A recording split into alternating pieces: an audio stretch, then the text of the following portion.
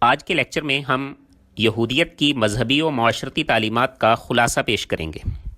ناظرین، دین یہود خالص عقیدہ توحید کی تلقین کرنے والا دنیا کا قدیم ترین مذہب ہے، جبکہ تاریخ کے مختلف ادوار میں بسا اوقات ایسا بھی ہوا کہ اس مذہب کے نام لیوا لوگ توحید پر مبنی خالص الہامی تعلیمات کو فراموش کر کے شرک اور بت پرستی میں مبتلا ہوتے رہے۔ جیسا کہ جس وقت حضرت موسیٰ علیہ السلام کی بعثت ہوئی تو یہ قوم بت پرستی، حجر پرستی اور قبر پرستی جیسے بدترین شرک میں مبتلا تھی۔ بہرحال حضرت موسیٰ علیہ السلام اور ان کے پیش رو انبیاء کرام علیہم الصلاۃ والتسلیمات کی مسلسل محنت اور تبلیغ سے یہ قوم دوبارہ خالص توحید کی طرف مائل ہوئی۔ ناظرین، کسی بھی مذہب کی بنیاد اس کے عقائد ہوتے ہیں۔ جہاں تک یہودی عقائد کا تعلق